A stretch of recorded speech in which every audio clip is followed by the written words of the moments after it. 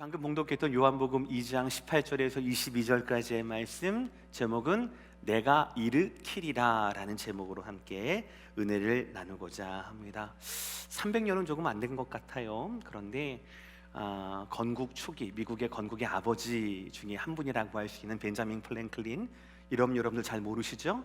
여러분하고 굉장히 친합니다. $100 지폐의 그 주인공, 벤자민 플랭클린이라는 분이 계신데 이분이 굉장히 유명하신 분이에요. 그분이 미국 역사 초기에 가로등을 곳곳에 좀 설치하려고 하는 그런 계획을 가졌더랬습니다. 근데 그 소식을 들었던 필라델피아 주민들이 거세게 반발을 하는 거예요. 아니, 그 귀한 기름으로 만든 등불이 집 안만 있으면 되는 거지 왜 집 밖으로 거리에다가 사람도 없는데 가로등을 세우는 그런 계획을 해놓느냐라고 반대했다고 해요. 그래서 벤자민 플랭클린이 좀 전략을 바꿔서 가로등 말고 그러면 모두가 다 원하는 사람마다 현관 밖에다가 등불을 하나 둡시다 라고 얘기를 했대요. 그렇게 해서 차츰차츰 현관 밖에다가 등불을 하나 둘씩 두기 시작했다라고 합니다. 그렇게 해서 조금씩 밤거리가 좀 비춰졌다라는 것이에요. 그러자 놀라운 일이 일어났다라는 겁니다. 그전에는 있지 않았던 일인데 많은 사람들이 밤에 길거리가 캄캄해서 넘어지거나 장애물에 걸리거나 아니면 목적지를 알지 못해서 외출을 못했던 사람들이 그 현관 밖에 있는 가로등, 얼마나 초라하겠습니까? 전기도 아닌데 이것으로 인하여서 넘어지지도 않고 목적지를 잘 찾아가기도 하고 그랬다라는 거예요. 그래서 점점 많은 사람들이 현관 밖으로 등불을 놓게 되었다라는 겁니다. 그랬더니 이제는 밤에 일어났던 범죄율도 현저하게 감소가 되었다라고 이야기를 해요. 수개월 후에는 주민들이 오히려 벤자민 플랭클린과 더불어서 아예 가로등 설치를 환영하게 되었고 확대하게 되었다라는 것이에요. 그래서 밤이 정복되었고요, 완전히 다른 세상이 그 이후로 열리게 되었다라는 것입니다. 여러분, 너무나 당연한 진리인데요, 빛은 어두움을 밝게 해줍니다. 진리의 빛은 결코 가려지지 않아요. 많은 사람들을 옳은 길로 인도합니다. 우리는 우리를 진리의 빛으로 생명의 길로 인도하시는 한 분의 이름을 압니다. 그분은 바로 우리 예배의 주인이신 예수 그리스도이셔요. 그러나 여러분, 우리 기억하셔야 합니다. 예수님의 오심은 빛 가운데로 많은 사람들의 환영 가운데 기대 가운데 오신 길이 아니었다라는 거예요. 어두움 가운데 오신 길이었고 많은 사람들의 거붓 가운데 오신 길이 바로 예수님께서 걸어오셨던 빛된 길이었습니다. 자기를 알아보지 못하는 백성들, 거부하는 백성들을 향해 다가오셨던 발걸음이었다라는 걸 우리는 기억해야 합니다. 오늘 말씀이 대표적으로 그 말씀이에요. 사랑하는 성도 여러분, 바라기는 오늘 말씀으로 임하신 예수 그리스도의 발걸음을 기억하시기를 바랍니다.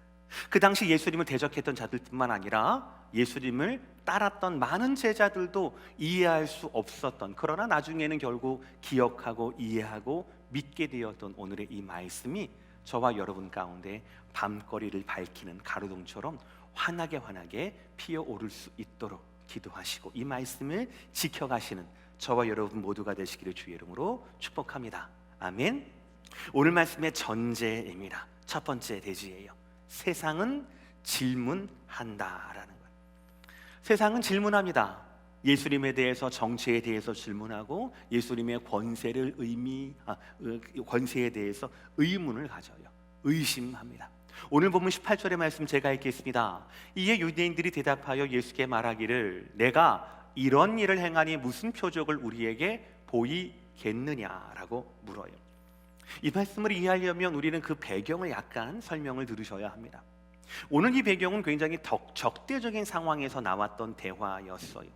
장소는 예루살렘 성전이었고요, 때는 사람들이 많이 모이는 유월절 즈음이었습니다. 보통 때보다 유월절 즈음에 예루살렘에는 평소에 5배가 많은 인구들이 들어온다, 순례자들이 들어온다라는 것이었어요. 그러니까 종교적인 유대인들에게 이 장소와 이 시기는 굉장히 특별한 장소와 시기가 되는 겁니다. 그런데 그 특별한 시기에 예수님은 굉장히 드문 방식으로, 어쩌면 우리가 좀 놀라고 우리가 알고 있는 평소 예수님의 모습과는 전혀 어울리지 않는 모습을 우리 가운데 보여줍니다. 14, 15절 말씀이에요. 성전 안에서 소와 양과 비둘기 파는 사람들과 돈 바꾸는 사람들이 앉아있는 것을 보시고 노끈으로 채찍을 만드사 양이나 소를 다 성전에서 내쫓으시고 돈 바꾸는 사람들의 돈을 쏟으시며 상을 엎으시고 폭력적이죠. 굉장히 우리에게 낯섭니다. 소와 양을 다 내쫓고요, 환전하는 사람들의 상과 돈을 다 뒤엎습니다.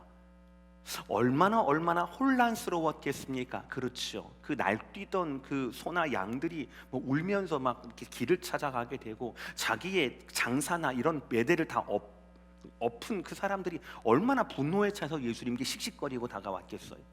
그런데 여러분, 잠시 우리는 이 현상보다 예수님이 왜 이런 모습을 보이셨는가 이유를 알아야 합니다. 이유가 중요하기 때문이에요. 그 다음 구절이에요. 16절 말씀 다 함께 시작. 비둘기 파는 사람들에게 이르시되 이것을 여기서 가져가라. 내 장사하는 집을 만들지 말라 하시니. 예수님이 이런 생소한 모습으로 분노하시고 폭력적인 방법으로 그들을 내쫓으신 이유, 우리는 성전 청결이라고 얘기하는데 깨끗하게 하는 게 아니라 척결하신 사건이거든요. 그들을 다 내쫓으신 거예요. 그 이유가 무엇이었습니까? 성전이 내 아버지의 집이다라고 하는 정체성이 있고요, 그 내 아버지의 집으로 너희가 지금 장사하는 집을 만들었다라는 거예요. 그것을 회복하려고 하는 것이 오늘 예수님의 분노의 이유였다라는 거예요. 성전의 시작은 출애굽에서부터 시작을 합니다. 하나님은 시내산에서 모세를 통하여서 성전 이전에 성막을 만들라고 하셔요.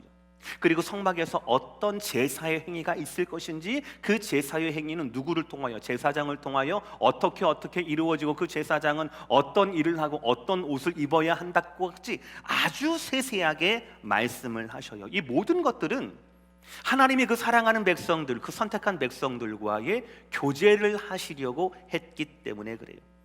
그래서 이후로 출애굽기부터 시작하여서 성전이 이루어지기 전까지 이 모든 이스라엘 백성들은 성막을 위해서, 성막을 통하여, 성막을 중심으로 모이고 진행을 했어요.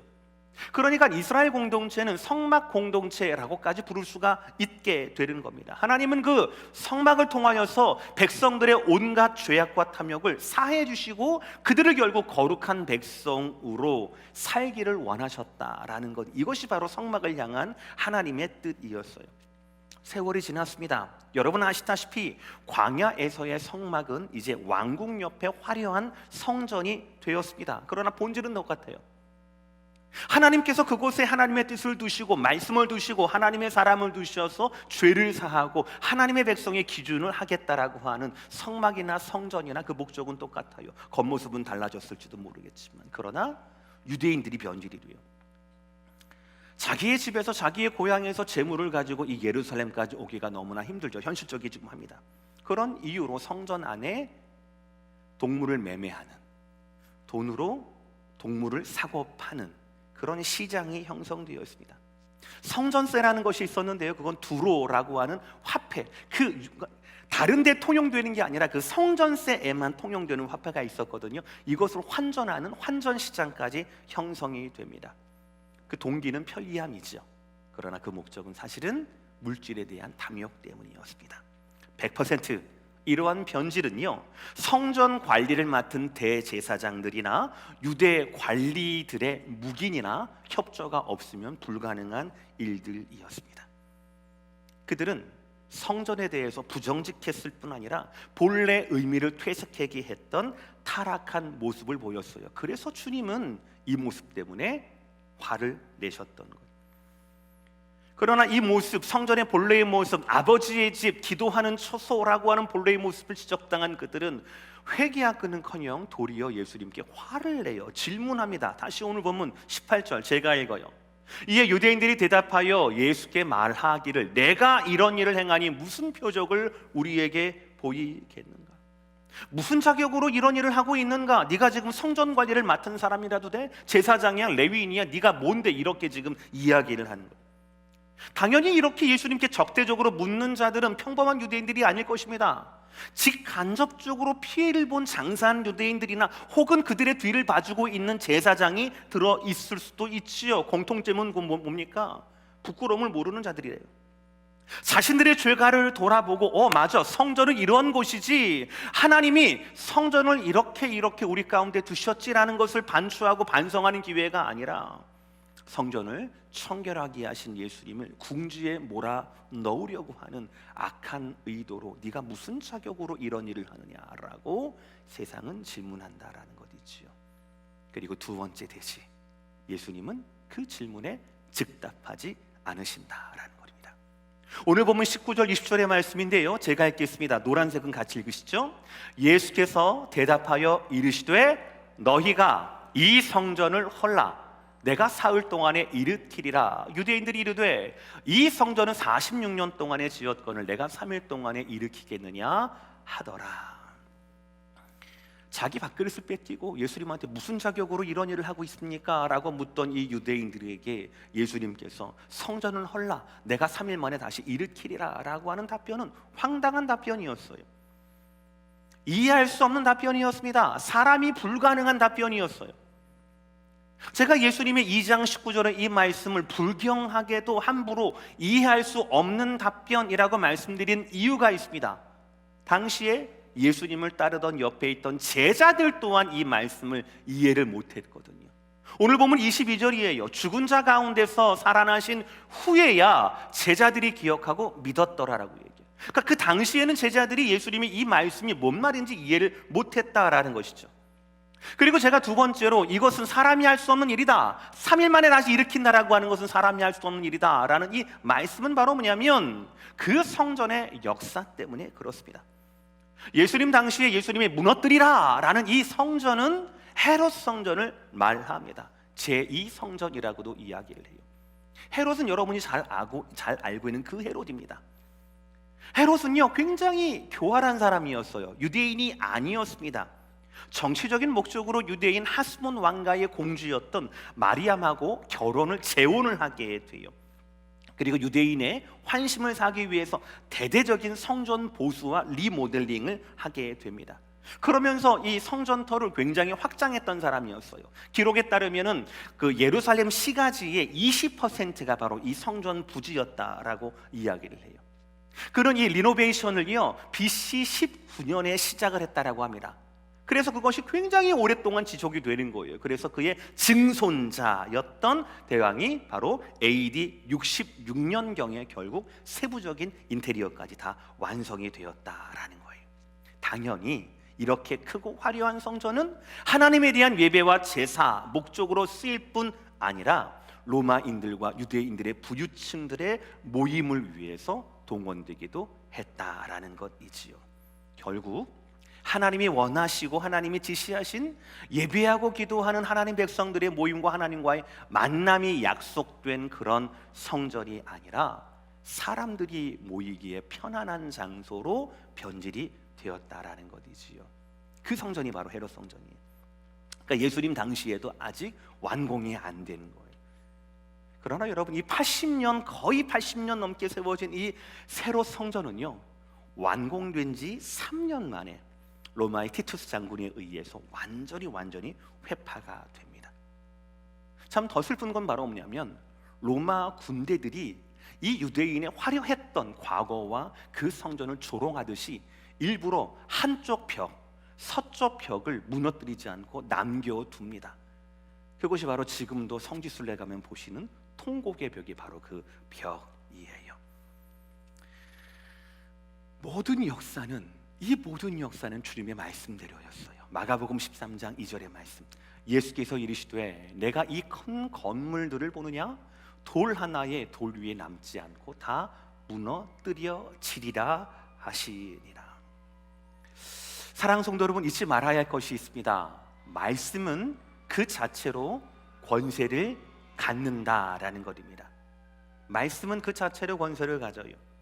우리는 주님의 말씀 앞에 우리의 믿음이 어디에 있는지, 우리가 순종할 수 있는 능력이 어디에 있는지를 물어야 하지, 주님이 뭔데요? 주님이 무슨 자격으로 제 인생에 간섭하시는데요? 라고 물으면 안 됩니다. 왜냐하면 예수님 사후에 훨씬 수십 년 지난 후에 예루살렘 성이 결국 그 말씀대로 무너졌듯이 모든 섭리는 창조주이시고 주인이신 예수님의 말씀대로 뜻대로 이루어지기 때문에 그렇다라는 것이지요. 그러므로 여러분, 우리는 여기에서 깊은 영적 통찰을 하나 붙들어야 합니다. 바로 무엇이면 기도와 기도에 대한 응답에 관한 것입니다. 우리가 믿는 것은 이것입니다. 하나님은 우리 모든 기도에 귀를 기울이신다라는 사실이에요. 믿으시면 아멘 하시길 바랍니다. 하나님은 우리 모든 기도 가운데 귀를 기울이세요. 심지어는 문장이 안 되더라도 우리의 탄식과 우리의 신음소리 가운데도 하나님은 그 마음과 중심을 아신다라는 거예요. 왜입니까? 왜냐하면 예수님께서 그 이름으로 기도하는 모든 기도 가운데 이 약속을 주셨거든요. 요한복음 15장 16절 다 함께 시작. 너희가 나를 택한 것이 아니요 내가 너희를 택하여 세웠나니 이는 내 이름으로 아버지께 무엇을 구하든지 다 받게 하려 함이라. 할렐루야. 예수 그리스도의 이름을 붙들고 기도하는 자들, 그들이 예수의 이름을 선택한 것이 아니라 예수님이 나를 선택하시고 그 택하심을 받은 자들이 믿음을 가지고 그 이름으로 기도한다라면 아무런 리밋이 없어요. 무엇을 구하든지 다 받게 하려 함이라 라는 이 말씀. 기도라는 것은요, 예수의 이름으로 기도하는 믿음의 기도라고 하는 것은 이 말씀을 말씀 그대로 믿는 것이에요. 그러니까 여러분, 기도에는요, 기도하는 행위, 두 손 모으고 금식하고 모으고 기도하고 그 기도하는 행위뿐만 아니라 그 기도가 응답되기까지 그 기다림까지가 모두 포함되는 것이 바로 성경이 말하는 기도라는 것이에요. 우리의 기도는 그겁니다. 응답까지 포함되는 거예요. 물론 성경의 몇몇 인물들처럼 하나님께서는 기도하는 즉시 저 멀리서 구름이 오게 하고 기도하는 즉시 하나님의 일들이 일어나게 하는 그런 즉답의 응답도 있어요. 즉시 응답하시는 거죠. 그러나 대부분의 기도는요, 기다리라라는 응답이 그런 사인이 많습니다. 대부분이에요. 기다림 자체가 응답인 경우이지요. 그런데 이러한 기다림은 우리에게 엄청난 영적 유익을 줍니다. 첫 번째로 숨겨진 죄를 자백하게 한다라는 거예요. 내가 하나님의 뜻대로 구하는지 아니면 내 정욕대로 구하는지를 기다리면서 우리는 디파인할 수가 있어요. 그렇죠. 왜냐하면 죄가 있다라면, 죄가 가로켜 막혀 있으면 결코 우리는 하나님의 도구가 될 수가 없기 때문에 그래요. 그리고 죄의 문제가 아니더라도 하나님은 우리의 기도의 기다림 가운데 의도적으로 시간을 두실 때가 있어요. 그것은 여러 가지 이유가 있습니다. 대표적으로는 우리의 인내와 믿음을 시험하려 하실 때, 혹은 우리를 겸손케 하려 하실 때, 혹은 우리를 훈련하려 하실 때, 그때는 하나님이 우리에게 인내의 시간을, 기다림의 시간을 허락하신다라는 것이죠. 그러나 여러분, 기도의 응답이 즉시 응답하는 것이든 아니면 이렇게 인내하면서 기다려야 하는 것이든 중요한 것은 이것입니다. 중요한 것은 기도의 자체, 기도하는 행위와 그리고 기다리는까지 인내하는 그 자체가 바로 하나님과의 대화, 영적인 소통, 교통이라는 것이고요. 이 기도를 통하여서 하나님의 뜻이 여러분의 삶 가운데 이루어져 가고 있고 더욱더 분명해져 가고 있다라는 사실이에요. 그러므로 우리는 그 하나님의 뜻을 알 때까지 기도의 자리에서 인내를 해야 하는 것이 마땅하다라는 것이에요. 세상은 예수님께 질문합니다. 끊임없이 질문합니다. 요즘처럼 이해되지 않은 세상에서 전염병의 소식이, 전쟁의 소식이, 기근과 지진이 있는 이때 가운데 하나님 언제까지입니까? 하나님이 도대체 계시는 겁니까? 어디에 계십니까? 하나님 계시다라면 능력은 어디에 있는 겁니까? 왜 이런 악한 일들이 일어나는 겁니까? 라고 질문을 해요. 그리고 그 질문은 결국 예수님의 권세에 대한 의문과 의심으로 발전하기도 해요. 그러나 대부분 주님은 즉답하지 않으셔요. 기다리라고 하셔요. 오늘 본문에 의하면 예수님은 답을 해주시는데 모두가 이해하지 못할 깨달은 자만이 가질 수 있는 그런 답을 우리 가운데 주신다라는 것이죠. 세 번째 대제 우리 다 함께 따라할까요? 시작. 깨달은 자가 답도 갖는다라는 19절의 이 말씀에 대한 해설이 21절과 22절의 말씀이거든요. 21절 말씀 시작. 그러나 예수는 성전된 자기 육체를 가리켜 말씀하신 것이라. 사실은 19절의 답변은요, 그 누구도 상상하지 못한 답변이었습니다. 19절에서 무너뜨려라, 내가 3일 만에 일으키리라 라는 그 성전은 눈앞에 있었던 80년에 화려했던 헤롯 성전이 아니라 사실은 21절에 의하면 성전된 예수님 당신의 육체를 말씀하신 거였어요. 그리고 일으킨다라는 3일은 그 십자가와 부활 사이의 3일을 의미하는 것이었습니다. 그러나 여러분, 중요한 사실이 있습니다. 저를 포함한 우리 중 그 누구라도 19절의 말씀에 감추어진 21절의 진리를 단번에 알아낼 수 있는 사람은 아무도 없었어요. 말씀했던 대로 3년 동안 동고동락했던 제자들도 몰랐거든요. 다시 22절, 죽은 자 가운데서 살아나신 후에야 기억하고 믿었더라. 여러분, 제가 설교 초반에 말씀드렸던 벤자민 프랭클린의 그 사람의 가로등을 통하여서 밤이 정복되었습니다. 더 이상 밤을 무서워하지 않게 되었고요, 밤에도 약속을 잡게 되었고 일을 할 수가 있게 되었습니다. 왜입니까? 빛을 경험했기 때문이에요. 빛이 있었기 때문에 더 이상 어두움이 두렵지 않았던 겁니다. 우리도 그래요. 우리가 아무리 많은 경험이 있다 하더라도, 우리가 아무리 많은 지식이 있다 하더라도, 아니, 우리가요, 세상이 좀 더 살기 좋아졌으면 좋겠어, 세상이 조금 더 평화로웠으면 좋겠어 라고 하는 아무리 선한 의지가 있다 하더라도 그 자체로는 아무 일도 되지 않는다라는 거예요. 우리에게는 빛이 필요합니다. 어둠을 밝힐 수 있는 빛이 필요하다라는 것이지요. 그리고 이 빛은 말씀에 의하면 복음으로부터만 온다라는 거예요. 다시 한번 오늘 22절 보세요. 죽은 자 가운데서 살아나신 후에야 제자들이 이 말씀을 기억하고 성경, 즉 구약과 예수님이 하신 말씀을 믿었더라라는 거예요. 제자들은 당시에는 몰랐어요. 그러나 성령의 충만함을 받고 성령의 밝게 비추심을 받고 성경을 조명하시는 성령 하나님의 은혜를 받고 난 다음에요, 아, 이 말씀이 그 말씀이었구나 라고 기억하고 깨닫고 믿게 되었다라는 사실이에요. 그러므로 여러분, 저와 여러분에게도 말씀만이 아니라, 지식만이 아니라, 의지만이 아니라 이 모든 것들을 밝게 비춰줄 진리의 빛, 성령 하나님의 조명이 필요하다라고 하는 것을 인정하시고 그것을 구하시기를 주의 이름으로 축복합니다. 우리 다 함께 읽겠습니다. 고린도전서 2장 13절의 말씀, 시작. 우리가 이것을 말하거니와 사람의 지혜가 가르친 말로 아니하고 성령께서 가르치신 것으로 하니 영적인 일은 영적인 것으로 분별하느니라. 아멘. 성령 하나님은 항상 말씀과 더불어, 그리고 말씀을 통하여서 역사하셔요.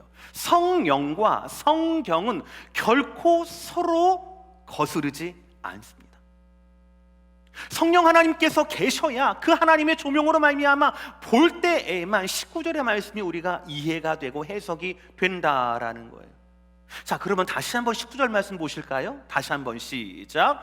예수께서 대답하여 이르시되 너희가 이 성전을 헐라 내가 사흘 동안에 일으키리라. 여러분, 이 말씀은 두 가지 명령으로 해석이 됩니다. 첫 번째, 이 성전을 헐어라 라는 명령이에요. 그리고 두 번째, 내가 일으키리라 라는 말씀이에요. 이것은 눈에 보이는, 화려하고 사람이 많이 보이는, 그리고 장사해도 되는 목이 좋은 그런 성전이 아니라 예수 그리스도, 당신이 곧 성전임을 우리 가운데 나타내시는 거예요. 먼저 여러분, 성전을 헐라라고 하는 것에 있는 이중적 의미를 이해하셔야 합니다. 첫 번째, 무너져야 한다는, 무너져야 할 것은 무너져야 한다라는 거예요. 눈에 보이는 거대한 그러나 변질된 헤롯 성전은 무너져야 한다, 그리고 무너질 것이다 라는 말씀이에요. 그리고 이것은 변질된 유대교라는 종교의 종말을 말하는 것이기도 하다라는 것이죠. 그리고 두 번째 중의적인 기본, 두 번째는 바로 뭐냐면, 또한 예수님이 죽으셔야 한다라는 거예요. 그 육체를 말씀하신다고 그랬잖아요. 그렇죠? 예수님이 죽으셔야 한다라는 거예요. 십자가에 못 박히실 예수님의 그 몸을 뜻하기도 합니다. 우리는 성령 하나님의 조명 아래에서 이 말씀을 믿어요. 즉 예수님의 부활 사건은 그 십자가 죽으심이 조건이라는 것이죠. 십자가 없는 부활은 의미가 없으며 불가능하다라는 것이죠. 사랑하는 성도 여러분, 여러분 안에 아직 무너져야 할 것인데 무너지지 않는 헤롯 성전 같은 것 뭔가가 있습니까? 무너져야 합니다. 여러분 안에 십자가가 피하고 싶은 뭔가입니까? 아니면 예수 십자가에 대한 그 확신이 없는 가운데 그 확신이 그냥 빈칸으로만 비어 있습니까? 그냥 십자가 없이 영광의 부활의 영광만을 바라보고 나는 승리했어 라고만, 고난 없는 승리를 창피하지도 않고 그렇게 십자가가 증거되지 않는 부활의 영광의 자리만 탐하고 있진 않습니까? 그러면 안 된다라는 거예요. 그러면 안 된다라는 거예요. 예수님이 없는, 예배가 없는 성전은 무너져야 한다라는 거고요. 부활의 영광을 위해선 여러분 자신이 십자가로 보여주셔야 한다라는 것입니다. 그래야 주님이 일으키신다라고 하는 온전한 회복이, 복음이, 생명의 빛이 여러분의 것이 될 수 있다라는 것입니다. 할렐루야.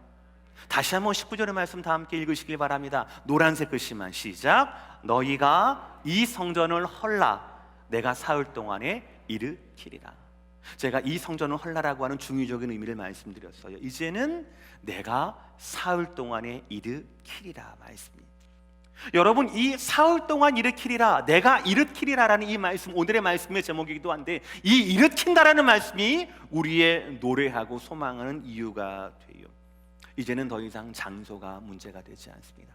예수님이 성전이기 때문에 우리는 더 이상 예루살렘 성으로 올라가지 않아도 됩니다. 더 이상 양과 소의 피가 필요치 않습니다. 성전의 겉모습으로, 그 규모로, 금신한 외벽으로 말미암아 하나님의 영광을 평가하지 않아도 됩니다. 왜냐하면 예수 그리스도 당신께서 직접 성전이 되어 주셨기 때문에 그래요. 이제 더 이상 이방인이라고 해서 우리가 이방인의 뜰에 갇혀서 쭈뼛쭈뼛 손님처럼 하지 않아도 돼요. 예수 십자가와 부활의 사건을 전해 듣고 그 사건으로 말미암아 우리의 죄를 고백하고 예수 그리스도의 구원자 되심을 고백하는 모든 심령은 언제 어디서나 예수를 품은 예배자로 살아갈 수가 있다라는 것이에요. 한 가지 더 놀라운 사실은 우리 자신이 이렇게 예배자로서 복음을 받아들이고 고백하는 예배자로서 살고 있는 우리 자신이 성령 안에서 성전이 되어서 예수님과 함께 지어져 가고 있다라고 하는 약속의 말씀이라는 겁니다. 가장 기쁜 소식인데요. 우리 다 함께 에베소서 2장 22절의 말씀 다 함께 읽겠습니다. 시작. 너희도 성령 안에서 하나님이 거하실 처소가 되기 위하여 그리스도 예수 안에서 함께 지어져 가느니라. 아멘. 오늘 말씀 마무리합니다. 여러분, 무너져야 할 것은 무너져야 합니다. 헤롯 성전은 무너져야 합니다. 주님의 십자가도 세워져야 할 그 골고다에 세워져야 합니다. 그래야 우리 주님이 주인 되시는, 주님이 세우시는 새로운 교회가 시작하고요, 참된 예배가 일어날 수 있고요, 진짜 저와 여러분의 십자가를 바라보고 쫓아갈 수 있는 제자의 삶이 시작될 수 있습니다. 그러나 기억하십시오. 또 위로를 받으시길 바랍니다. 제자들도 그때는 몰랐어요.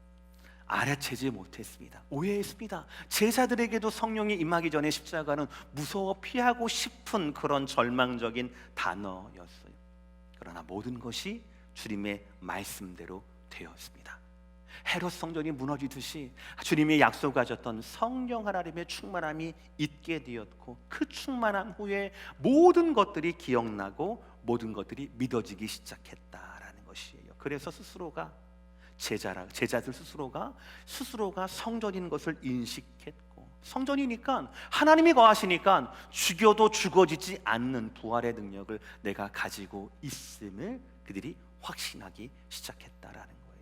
그래서 그들은 복음을 들고 세상 가운데, 죽음 가운데, 핍박 가운데 나아갈 수가 있었던 거예요.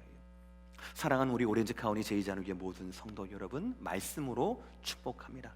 여러분 한 사람 한 사람이 선포된 복음을 믿고 기록된 말씀을 의지하면서 내주하시고 살아계신 성령 하나님과의 동행함으로 말미암아 한 분 한 분이 살아있는 성전으로 하나님이 거하시고 날마다 예수님과 함께 성장하고 견고해지는 하나님이 거하시는 처소로서 부끄럼 없이 살아낼 수 있는 저와 여러분 모두가 되시기를 주의 이름으로 다시 한번 축복합니다. 우리 모두가 날마다 예수 그리스도의 이름으로 일으킴을 받는 주의 성전으로 주 앞에 서게 되기를 주님의 이름으로 다시 한번 축복합니다. 기도하시겠습니다.